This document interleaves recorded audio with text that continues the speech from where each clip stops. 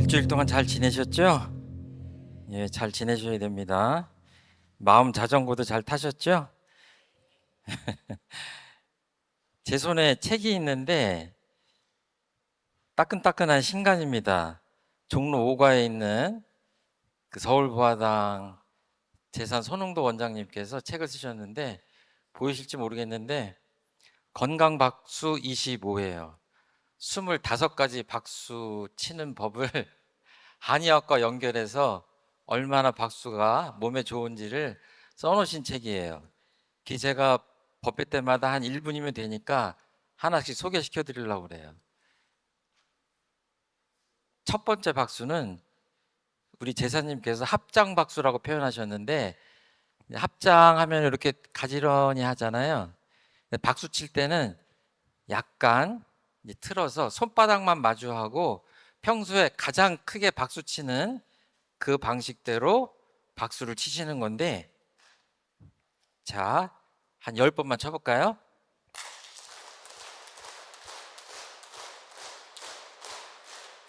아유, 우리 조직이 무섭습니다. 잘 치시네.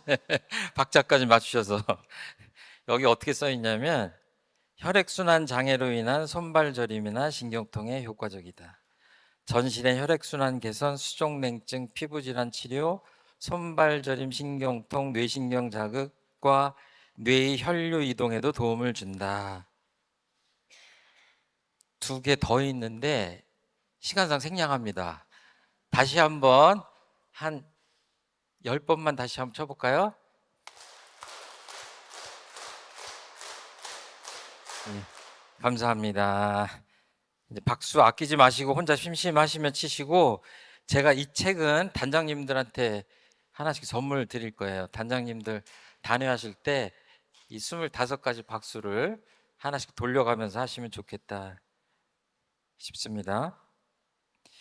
제가 한 달에 한 번은 그 단회 있는 날 이렇게 소소한 수행, 상시 훈련, 일상 수행에 대한 이야기를 주로 말씀드리려고 그랬는데, 저번 주에는 이제 인구 센서스 말씀드리느라고 다른 내용을 했어요. 오늘 다시 좀 소소한 말씀을 드리려고 하는데, 아까 우리 공타원님 교리 실천담 하실 때 이제 감사 연습 얘기하셨죠? 저희 늘 감사일기 쓰고 마음속으로 감사합니다 하는데, 한번 또 연습 한번 해보겠습니다. 제가 오늘 조금 다르게 한번 말씀드릴게요. 오늘 택시를 타고 오는데 기사님이 건강도 안 좋아 보이시고 연세도 참 많아 보이시는데 그 불편한 몸을 이끌고도 나를 태워주셔서 감사합니다. 예. 그러니까 가로수가 있어서 더위를 식혀주고 우리에게 산소도 공급해주고 CO2도 빨아들여 주셔서 네, 감사합니다. 이렇게 하는 거죠. 조금 더 진도를 나가면 순서를 빼고 그냥 택시 기사님 그러면 교도님들은 감사합니다. 가로수 그러면 감사합니다. 제가 물건 이름만 대면 그냥 감사합니다 하시면 돼요. 자, 택시 기사님, 길 옆에 가로수, 우리 눈앞에 이론상 부처님, 내가 안고 있는 아름다운 나무 의자, 예, 그 중간을 좀 생략했습니다. 저도 자기 전에 꼭 피곤해도 그 소태산 마음학교 앱에다가 5가지, 한 7가지 감사일기를 쓰는데 쓸수록 가지수는 좀 너무 많아져가지고 그냥 5개, 6개 정도만 쓰는데 그 내용은 좀 짧아지는 것 같아요. 아까처럼 이러저러저러 해서 감사합니다 이렇게 쓰다가 이제 자꾸 세월이 가니까 그냥 감사합니다 이렇게 되는 것 같아요. 쉬운 것 같아도 이 프로그램을 할 때 진행을 해보면 갑자기 이렇게 한 5개만 써보세요 그러면 평소에 쓰지 않으셨던 분들은 한참 생각해요. 오래 걸려요. 근데 만약에 소태산 대종사님이 프로그램에 참가하고 최종품 교무가 감사일기 프로그램을 진행하고 한다고 하면 백지를 드리고 소태산 대종사님한테 감사일기 5개만 써보겠습니다 그러면 대종사님이 어떻게 하실 것 같아요? 우리 시은님 어떠실 것 같아요? 오늘 재밌는 상상을 해봤는데 저를 이렇게 쳐다보면서 그러실 것 같아요. 아니 다 온통 은혜인데 어떻게 5개만 쓰라고 그러냐. 그 초보 때는 어때요? 눈을 씻고 핀셋처럼 찾아야 됩니다. 고마운 걸 찾아야 되고 은혜를 찾아야 돼요. 조금 시간이 갈수록 뭐예요? 점점 많아지죠. 나중에 가면 뭐예요? 그냥 온통 그냥 은혜 덩어리인 거죠. 그렇죠? 이제 그렇게 되면 대종사님하고 좀 가까워진 게 아닌가 이렇게 생각하셔도 될 것 같아요. 오늘 소소한 말씀 드린다고 했는데 며칠 전에 우리 교도님이랑 그 면담을 하는데 그 교도님께서 젊은 교도님께서 아기도 키워야 되고 바쁜 직장에 출근도 해야 되고 하니까 그 일상이 반복되니까 저한테 뭐라고 하냐면 사는 게 꼭 하루살이 같아요 그렇게 표현하세요. 그때 하루살이는 좀 안 좋은 표현이잖아요. 근데 저는 그 하루살이라는 표현을 제가 굉장히 마음속에 많이 이렇게 연마하고 살거든요. 저는 하루살이가 좋아요. 고민이 별로 없잖아요. 하루만 살면 되잖아요. 그렇죠? 교도님들 표정이 공감을 안 하시는 표정이네. 인생을 잘 살아야 되는데 어떻게 하루만 잘 살고 내일은 없냐 그렇게 들리시잖아요. 그런데 조금 달리 생각하면 인생을 잘 살라고 하는 게 굉장히 벅차게 느껴지죠. 축소하면 오늘 하루만 잘 살면 돼요. 오늘 제가 말씀드리는 거는 이 간단한 말씀이에요. 하루살이를 잘 하면 돼요. 제가 60 몇 년 전 오늘 태어났거든요.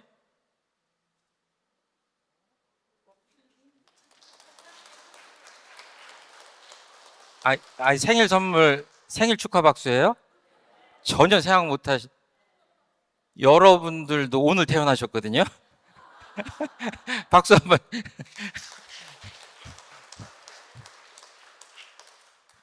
좀 죄송합니다. 근데 도인들은 죄송할 거 없어요. 자, 이 세상을 떠나는 날이 언제예요? 오늘이에요. 날짜는 모르겠지만 오늘이에요. 그쵸? 숙타원님, 언제 돌아가실 거예요? 오늘 돌아가실 거예요. 그 오늘은 원기 110년 9월 14일이 아니라 그 숫자는 모르지만 오늘이에요. 그 생과 사가 다 오늘이에요. 가장 행복했던 날도 생각해보면 오늘이에요. 그리고 정말 억울해가지고 피멍이 들 정도로 가슴 아팠던 날도 날짜는 다르지만 오늘이에요. 정말 서원을 굳게 세워가지고 내가 한번 신앙수행으로 거듭나야 되겠다. 여태까지 삶에서 큰 전환을 해야 되겠다라고 마음먹는 날도 날짜는 알 수 없지만 결국은 오늘이에요. 그러니까 더 미세하게 하면 지금이지만 조금 여유 있게 표현하면 오늘입니다. 그래서 오늘만 잘 살면 돼요. 그러면 이제 내일이 됐어요. 그럼 내일은 어떻게 할까요? 내일 일어나셔서 오늘만 잘 사시면 돼. 제 말이 맞죠? 내일 일어나셔서 마음속에 오늘만 잘 살자, 이렇게. 오늘 내 삶이 은혜가 충만하게, 내 마음이 조금 더 구속을 벗어나서 자유롭게. 그 두 가지를 합치면 어때요? 행복이잖아요.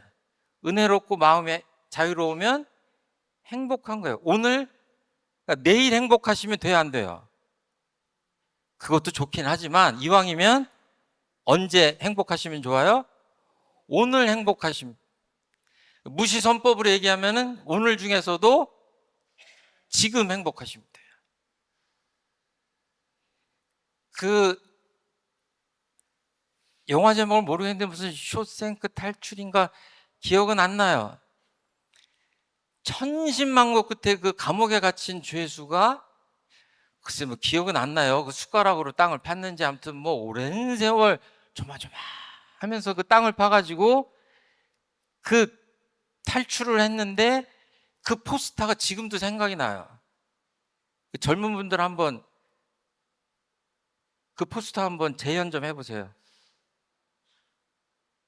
그죠. 자, 예. 뒤에 요타오님 하셨어요. 마침 비가 오는데 그 수십 년 갇혔던 감옥에서 탈출한 거예요. 그래서 하늘에 쏟아지는 비를 맞으면서, 원불교 교무 입장에서는 은혜에 목욕하는 장면 같아요. 은혜를 받으시려면 앞으로 어떻게 하시면 돼요? 저 따라해 보세요.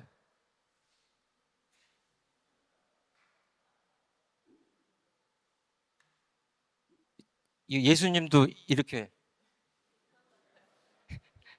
은혜, 이 우주가 은혜 가득 차 있기 때문에 주머니 조그만 거 열고 이렇게 받으시려고 하지 말고 뭐예요? 활짝 열고 받으세요. 얼마나 그 모습 자체가 은혜가 가득합니까? 제가 가끔 가다가 이렇게 점 찍어서 그림 그리는 말씀드리죠. 점묘화라고 있어요. 점을 수없이 찍어서 그림을 만들어요. 그림을 그려요. 그러니까 오늘은 뭐예요? 그 수많은 그림 중에, 점들 중에 하나를 찍는 거예요. 옆에서 보면 아무렇게나 찍는 것 같지만 몰입해서 정성스럽게 찍는데 내 머릿속엔 뭐가 있어요? 오늘만 있는 건 아니에요. 내 인생 전체의 그림이 있고, 그 그림의 일부를 사량 분별하지 않고 오롯하게 찍는 겁니다. 며칠 전에 월산 종사님께서 그 열방기념제 법문하고 가셨는데, 제가 그때 묘하게 서울 종로 부화당에서 월사님을 만났어요. 제가 30대 말 40 정도 됐을 때인데, 그때 마음에 어떤 결정을 했냐면, 교당이 없는 그 경기 북부에 가서 개척을 하려고 마음을 딱 먹었을 때예요. 월사님이 저를 보고 얘기하다가 계획을 물어서 그렇게 말씀드렸더니, 지금 한창 일할 때고 할 일이 많은데 그 시골에 가서 그게 맞는가? 그러면서 고개를 갸웃갸웃 하셨어요. 근데 제가 그 시골에서 11년을 살았어요. 저번에 조금 말씀드렸듯이 어떨 때는 그냥 하루 종일 땅만 파면서 살았어요. 그러다가 국가 예산을 받아가지고, 그 땅은 도봉교당 앙타오님께서 주신 땅인데 어떻게 하면 개발을 할까 하다가 그 국가 예산을 받아가지고 노인 전문 요양시설을 짓는데, 그 이름을 지어야 되겠는데 이 생각 저 생각 하는데 너무 좋은 일이 많은 거야. 근데 그 중에 뭘로 졌냐면 은혜마을이라고 졌어요. 지금 전국에 보면 은혜마을이라고 하는 복지관 이름들이 많아요. 원불교 안에. 그 처음 시작은 저였던 것 같아요. 마음속에 어떤 생각을 했냐면 그 주변에서 원불교를 보고 사입이라고 할 텐데 언젠가 내가 이 땅에 와서 택시를 타고 기사님한테 은혜마을 갑시다 하면 묻지 않고 가는 날이 오지 않을까. 제가 며칠 있으면 거기 일이 있어서 한번 가거든요. 한번 해보려고 그래요. 그 읍내 기사님들이 은혜마을 갑시다 하면 가는지. 그러니까 제가 나올 때는 상당히 인지도가 있는 기관이 됐었어요. 백가인 씨가 끄떡끄떡 하시네.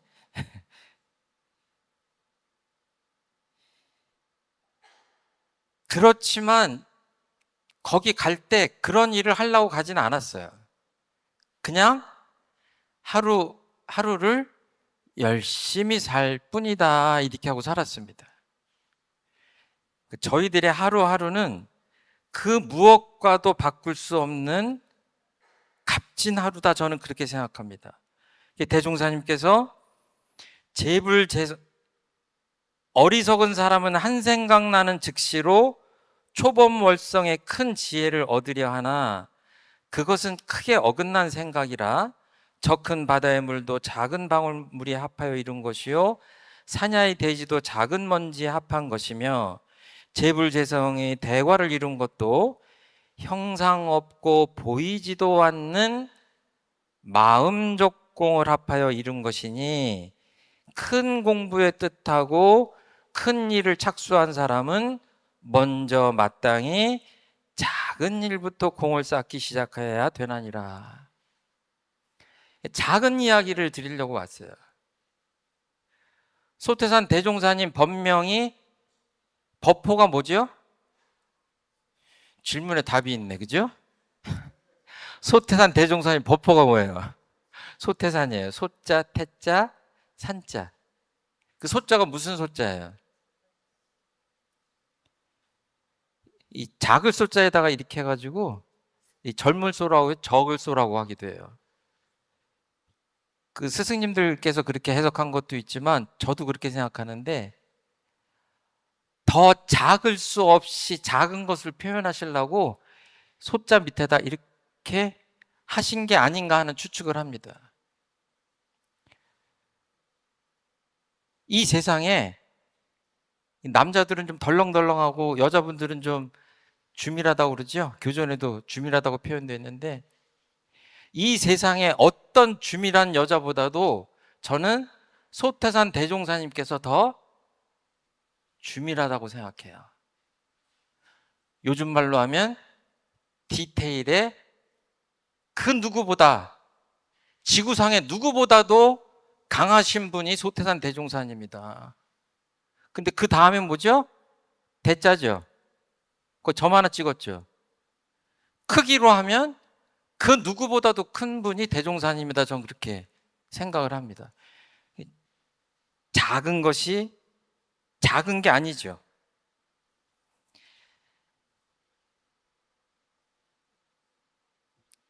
우리 교당 나오는 교도님들 정도 나오는 교당에 제가 근무한 적이 있는데 어느 교당이라고 얘기 안 할게요.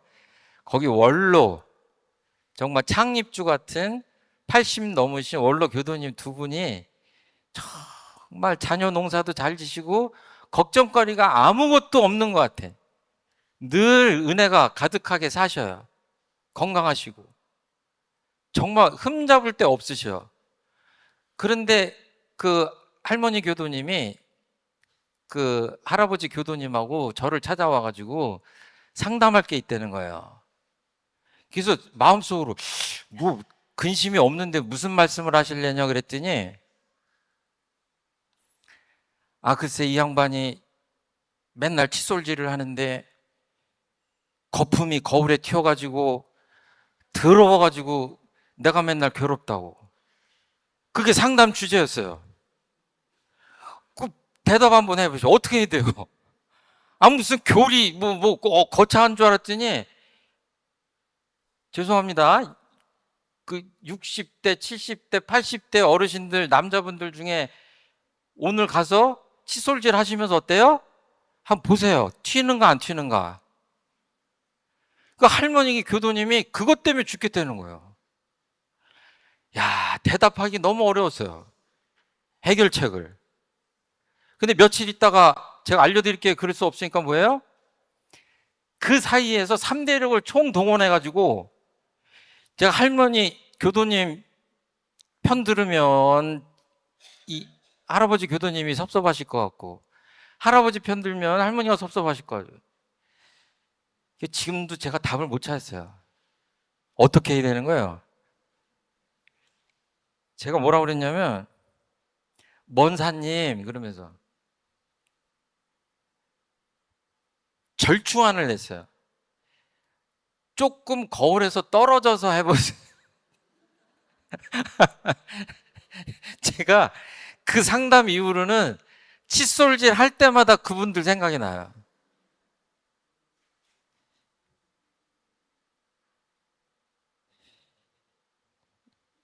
한없이 조그만 얘기 한두 개 더 하겠습니다. 어떤 후배 교무하고 사는데, 이 후배는 아니에요. 그런데 식당에서 뭐 이렇게 뭐 이거를 우리 밥 끓여 먹고 사니까 조리하러 가더니 누가 바닥에다 물을 뿌려놨지? 그러는 거예요. 제가 속으로 웃었어요. 나는 누가 물 뿌려놨는지 알거든. 누가 뿌렸는지 알아요? 잘 보세요. 이 대한민국 모든 사람한테 이 얘기를 드려야 되는데, 그 개수물에 이렇게 손을 이렇게 하고 뭐 손 물 묻히고 이렇게 한 다음에 보통 어떻게 해요? 그 뒤에 가서 계속 떨어지는 거예요. 그 후배가 몇 번을 했거든. 그리고 조금 있다 나갔다 들어오더니 이 누가 뿌린 거야? 나를 의심하는 거 아니야? 나는 안 뿌렸어요. 제가 용산역에 익산 가면, 출장 가면 그 화장실 가면 손 닦잖아요. 이거 대한민국 극비사항인데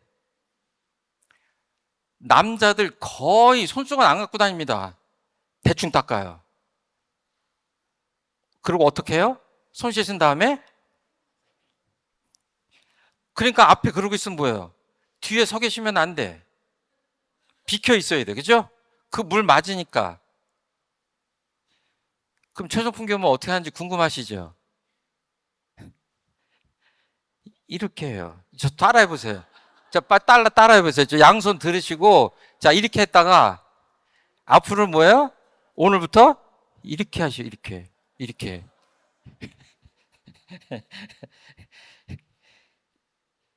심신작용 아주 조그만 것들을 고치면서 우리 삶이 나아지고 우리 삶이 조금 더 은혜로워지는 쪽으로 가는 종교예요. 원불교는. 내가 모르는 그 어떤 절대자가 나를 구원한다거나 열심히 신앙 수행을 하면 수십 년 후에 그 결과를 얻을 수 있다고 하는 종교가 아니에요.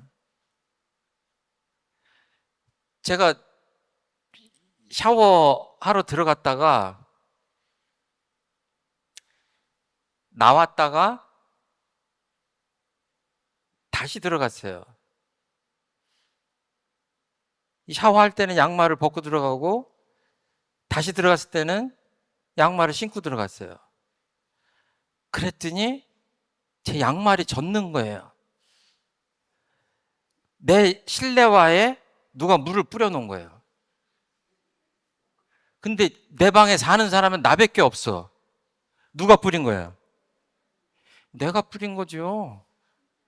내가 뿌리고 내가 받는 거잖아요. 그렇죠? 가만히 보면 다 우리가 짓고 받는 건데, 작은 거나 큰 거나 어중간한 거나 다 이 진리를 벗어나는 건 없습니다. 정산 종사님께서 옛선비는 평생 소학, 대학, 논어, 맹자, 중용 있잖아요. 소학은 애들이 읽는 거거든요. 그 주된 내용은 뭐예요? 물 뿌리고 빚이라고 그런 것들이에요. 어른이 부르면 대답하고. 이 지구상에 정말로 디테일한 경전이 어디 있어요? 우리 경전이에요. 우리 그 정산종사님 쓰신 예전 보세요. 예전 서 있는 법도 나와 있어요. 최종풍교가 이렇게 서 있잖아요. 헌사님하고 이렇게 대화를 한다. 서 있는 법도 어떻게 서 있으라고 나와 있어요. 그러니까 대종사님하고 살면 참 영광스러울 것 같지만 불편한 점도 많아요. 걸레질하면 뭐예요? 걸레질은 그렇게 하는 게 아니다. 마당에 비질을 하면 뭐예요? 그렇게 하면 가운데 마당이 점점 움푹 패일 거 아니냐. 가상자리부터 가운데로 쓸어라. 그래야 가운데가 도드락 해가지고 비가 오면 가상자리로 물이 빠질 거 아니냐. 우리가 모신 주세벌 소태산 대종사님은 그런 분이에요. 우리 수행과 신앙을 아주 소소하게 그렇게 지도해 주신 분인 것 같아요. 제가 얼마 전에 무슨 동영상을 많이 찍었어요. 바빠서 한꺼번에 막 찍었는데 그 대상이 누구냐면 20, 30대 비교도 일반 사람들이래요. 청년 젊은 사람들이래요. 그러니까 원불교 얘기도 하지 않아야 되고 원불적인 용어도 가급적이면 빼고 그거를 찍어야 돼요. 근데 내용은 무시선에 대해서 얘기를 하고 싶었어요. 무시선에 선이라고 하는 것을 어떻게 말씀하셨냐면 원래 분별 주착이 없는 각자의 성품을 오득하여 마음의 자유를 얻게 하는 공부라고 하셨어요. 근데 제가 원불교를 하나도 모르는 젊은 사람들한테 성품을 오득한다고 이렇게 하면 되겠어요? 안 되겠어요? 제가 조금 이렇게 절충을 해가지고 뭐라고 했냐면 이 시간을 그 무엇과도 바꾸지 않는 것이다 이렇게 좀 둘러서 표현했어요. 멋있는 카페에 제가 나이가 먹을수록 젊은 사람들을 보면 점점 더 이뻐 보여요. 우리 교도님들 그러시죠? 이 젊은 것 자체가 그냥 이뻐 보여요. 그 연인들이 앉아가지고 찻잔을 마주 놓고 있는데 계속해서 각자 핸드폰만 보고 있는 거예요. 5분이 가도 10분이 가도 그것만 보고 있는 거예요. 제가 뭐라고 해요? 가서 얘기하고 싶어요. 이게 뭐 꼰대질인지 모르겠는데 여러분들이 지금 앉아있는 이 시간은 다시 오지 않는 시간이다. 언젠가는 상대방 얼굴을 다시 보고 싶어서 땅을 칠 수도 있다. 그런데 그 시간에 왜 핸드폰만 보고 집에 가서 봐도 되잖아. 지금을 계속 놓치는 겁니다. 최종풍교무가 지금 여러분들 앞에 서 있죠. 제가 개척할 때 정말로 집에 무슨 일이 있어도 집 앞을 거쳐가면서 집을 들리지 못한 적이 있습니다.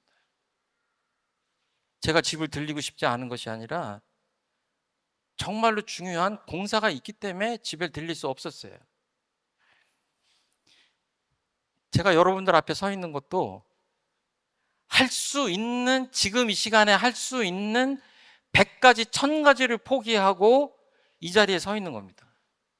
우리 교도님들도 마찬가지죠. 해야 될 일, 수많은 것들을 포기하시고 이 자리에 앉아서 대종사님의 가르침을 내 것으로 만들기 위해서 여기 앉아 계시다고 생각해요.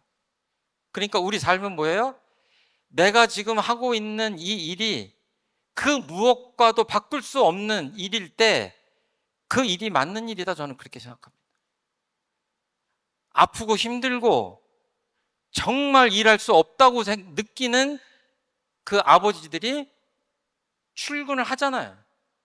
왜 출근을 합니까? 내 자식 새끼들을 먹여 살리기 위해서 출근하시잖아요. 저는 그게 선이라고 생각합니다. 그 무엇과도 바꾸지 않죠. 최종품 교무도 아침에 좌선을 합니다.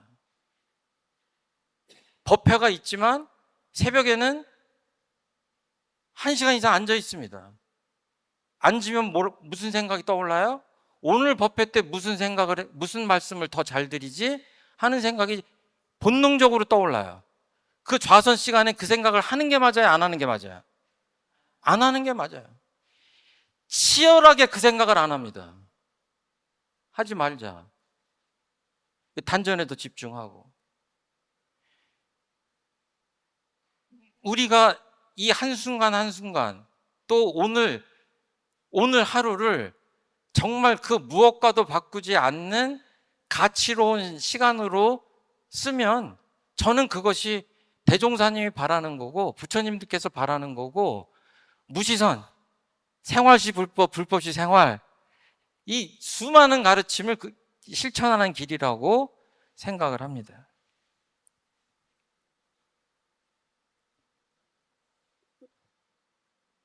제가 일기를 쓰면 첫 번째 쓰는 대목이 오늘을 주셔서 감사합니다예요. 어떨 때는 오늘 살려주셔서 감사합니다 이렇게 썼는데 보는 분들이 너무 비장하다고 느낄 것 같아서 공개된 자리라 오늘을 주셔서 감사합니다. 저는 이 우주가 우리에게 준 가장 큰 선물 중에 하나가 오늘이라고 생각합니다. 오늘 할 일은요 아무것도 없어요. 제가 정리를 해드릴게요. 공부하고 일하고 쉬는 거예요. 틈틈이 쉬는 거 빼면 둘로 합치면 공부하고 일하는 거예요. 다른 말로 하면 지은 보은 감사 생활하고 하나는 마음 공부하는 거예요. 근데 둘이 아니라 같이 할 수 있잖아요. 같이 해야 되잖아요. 그러니까 뭐예요? 그냥 하나예요. 감만 잡으면. 그렇게 우리가 살기 위해서 이제 상시훈련 뭐 이런 것들을 하는데 이제 그런 것들을 여태까지도 그랬지만 앞으로도 조금씩 이렇게 음미하면서 같이 공부하려고 하는데 오늘은 그냥 마음속에 내가 하루살이다. 나는 그냥 오늘 눈 떠서 감을 때까지 법답게 소태산 대종사님이 가르쳐 준 대로 살겠다. 그냥 간단명료하게 그렇게 마음을 챙기시면 좋지 않겠냐 이렇게 생각합니다. 어제도 없고 내일도 없고 오늘만 잘 살면 된다 이렇게 생각하셔도 될 것 같아요. 들어주셔서 감사합니다.